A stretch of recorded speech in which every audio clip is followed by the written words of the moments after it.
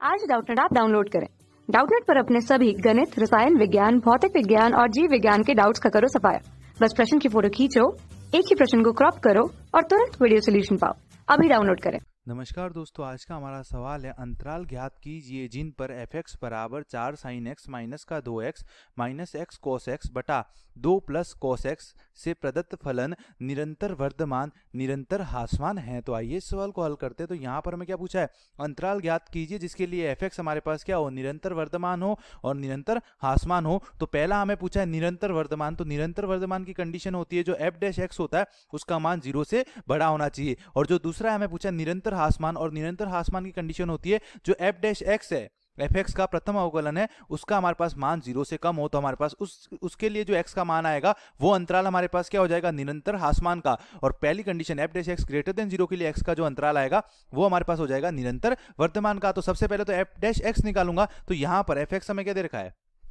f(x) हमें दे रखा है 4 sin x। अब यहां पर मैं क्या करूंगा, माइनस का x कॉमन ले लूंगा। माइनस का x कॉमन ले लूंगा तो अंदर बचेगा हमारे पास 2 प्लस cos x, और बटे में हमारे पास क्या आ जाएगा, बटे में भी आ जाएगा हमारे पास 2 प्लस cos x। अब 2 प्लस cos x का इसमें और इसमें अलग अलग भाग दे दूंगा। तो यहां से हमारे पास जो f(x) का मान आ जाएगा वो आ जाएगा 4 sin x बटा 2 प्लस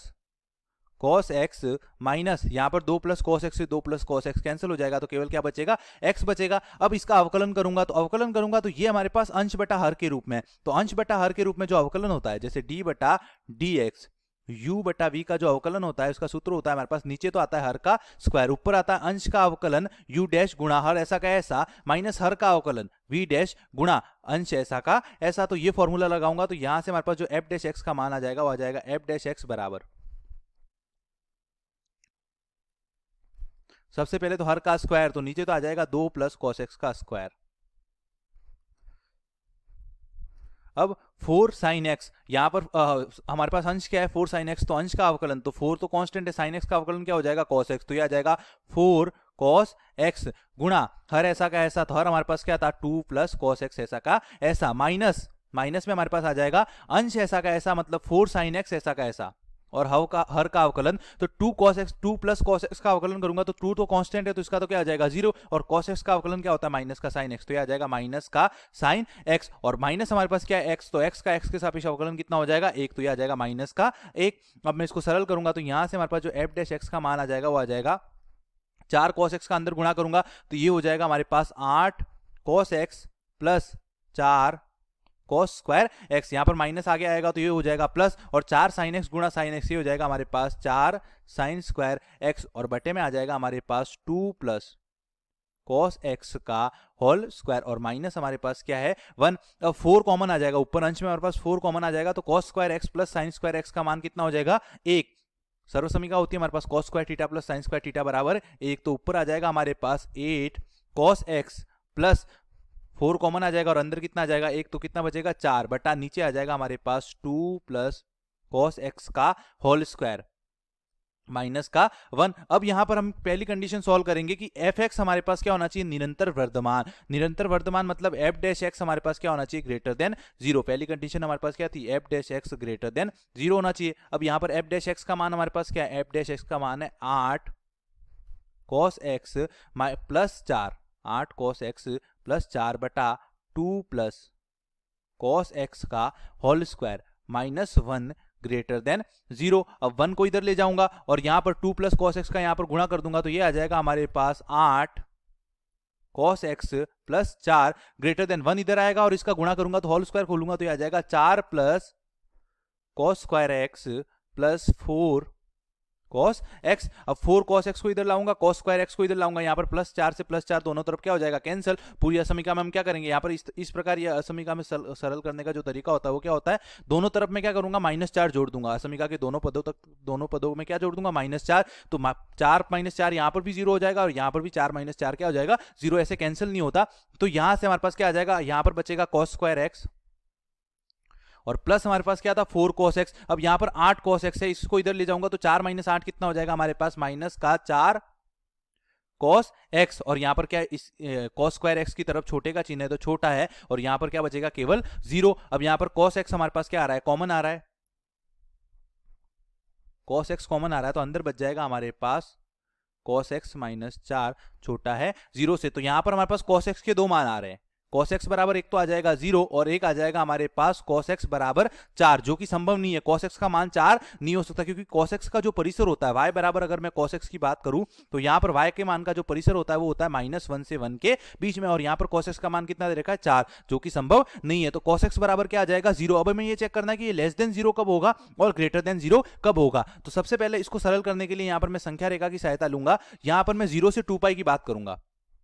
0 से 2 पाई अंतराल की बात करूंगा, x का अंतराल ले रहा हूं मैं 0 से 2 पाई। तो cos x का मान 0 कब होता है 0 से 2 पाई में, जब x का मान होता है हमारे पास x बराबर पाई बटा 2 और 3 पाई बटा 2। इस पर हमारे पास क्या होता है cos x का मान 0। तो यहां पर ये आ गया हमारे पास 0, यहां पर आ गया हमारे पास पाई बटा 2, यहां पर आ गया हमारे पास 3 पाई बटा 2, और ये हमारे पास क्या आ जाएगा 2 पाई। 0 से 2 पाई की बात कर रहे हैं। अब 0 से पाई बटा 2 में हमारे पास क्या होता है cos x क्या होता है धनात्मक होता है, तो ये आ जाएगा प्लस का चिन्ह। पाई बटा 2 से 3 पाई बटा 2 में cos x ऋणात्मक होता है, और 3 पाई बटा 2 से 2 पाई में cos x धनात्मक होता है। अब यहां पर हमें क्या चाहिए, हमने क्या माना है वर्धमान की कंडीशन, मतलब f dash x greater than 0, और f डैश x हमारे पास दो फलनों के गुणा के रूप में आ रहा है, cos x गुणा cos x माइनस 4। तो हम जानते हैं कि cos x का मान हमेशा -1 से 1 के बीच में होगा, cos x का मान हमेशा -1 से 1 के बीच में होगा। cos x not equal to 4 हो जाएगा क्योंकि cos x का मान -1 से 1 के बीच में है, मतलब यहां से तो हमारे पास x का कोई मान नहीं आएगा, लेकिन यहां से हमारे पास x का मान क्या आ गया पाई बटा 2 और 3 पाई बटा 2। तो अगर मैं सबसे पहले अंतराल की बात करूं 0 से पाई बटा 2 में, ये तो हमने cos x का ग्राफ बनाया, केवल cos x का मान 0 से पाई बटा 2 में प्लस होता है, पाई बटा 2 से -3 पाई बटा 2 में ऋणात्मक होता है, और 3 पाई बटा 2 से 2 पाई में हमारे पास क्या होता है धनात्मक। अब मैं cos x माइनस 4 की बात करूं, cos x माइनस 4 की बात करूं, cos x माइनस 4 की बात करूं तो 0 से पाई बटा 2 में अगर cos x माइनस 4 की बात करूं तो 0 से पाई बटा 2 में हमारे पास cos x क्या होगा धनात्मक होगा। तो धनात्मक ये हमारे पास धनात्मक होगा और इसका मान -1 से 1 के बीच में होगा। मान लो इसका मान हमारे पास, मैंने वैल्यू ले ली पाई बटा 3, मतलब 100 पाई बटा 3 मतलब 60 डिग्री। cos 60 कितना होता है 1/2, 1/2 माइनस 4 कितना हो जाएगा माइनस का चिन्ह, मतलब ऋणात्मक आएगा। तो ये हमारे पास क्या आ जाएगा ऋणात्मक आ जाएगा। फिर cos x माइनस 4 की बात कर रहे हैं हम, फिर पाई बटा 2 से 3 पाई बटा 2 में, तो पाई बटा 2 से 3 पाई बटा 2 में हमारे पास cos x का मान क्या होगा ऋणात्मक, तो ये भी ऋणात्मक ये भी ऋणात्मक, तो माइनस माइनस क्या हो जाएगा माइनस का चिन्ह आएगा, तो ये क्या होगा ऋणात्मक होगा। फिर 3 पाई बटा 2 से 2 पाई की बात करूं, 3 पाई बटा 2 से 2 पाई में, तो cos x तो क्या होगा धनात्मक, लेकिन इसका मान किसके बीच में होगा 0 से 1 के बीच में धनात्मक है, और यहां पर माइनस का क्या है 4, माइनस की संख्या बड़ी है तो ये भी क्या होगा ऋणात्मक। तो cos x का कोई भी मान ले लो -1 से 1 के बीच में cos x माइनस 4 हमेशा क्या होगा ऋणात्मक होगा। तो यहां पर हमारे पास ये फलन कब लेस देन 0 होगा,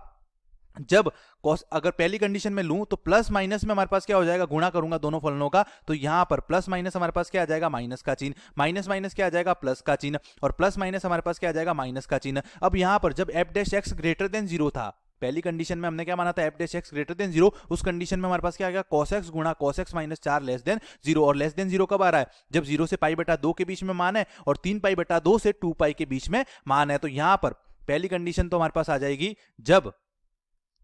f dash x greater than 0, मतलब निरंतर वर्धमान, मतलब cos x गुणा cos x माइनस 4, इन दोनों का गुणनफल माइनस, मतलब इन दोनों का गुणनफल लेस देन 0 होना चाहिए, और लेस देन 0 कब है जब x बिलोंग्स टू 0 से पाई बटा 2 यूनियन पाई बटा 3 पाई बटा 2 से 2 पाई, 3 पाई बटा 2 से 2 पाई। और f डैश x अगर मैं f dash x less than 0 करूंगा, अगर f डैश x हमारे पास लेस देन 0 होगा तो यहां पर क्या आ जाएगा ग्रेटर देन का साइन, क्योंकि यहां पर लेस देन आएगा, फिर लेस देन आएगा तो ये हमारे पास क्या आ जाएगा ग्रेटर देन में बदल जाएगा। तो ये ग्रेटर कब होगा जब यहां पर एक हमारे पास क्या हो दोनों माइनस के चिन्ह हो, मतलब पाई बटा 2 से 3 पाई बटा 2 में, तो यहां पर आ जाएगा x बिलोंग्स टू पाई बटा 2 से 3 पाई बटा 2। तो ये हमारे पास क्या आ जाएगा इस अंतराल के लिए, तो हमारे पास फलन निरंतर वर्तमान हो जाएगा और इस अंतराल के लिए निरंतर हासमान। धन्यवाद। कक्षा 6 से 12वीं से लेकर नीट IIT JEE वो एडवांस के लेवल तक 1 करोड़ से ज्यादा छात्रों का भरोसा। आज ही डाउनलोड करें डाउटनेट ऐप या व्हाट्सएप करें अपने सारे डाउट्स 8400 400 400 पर।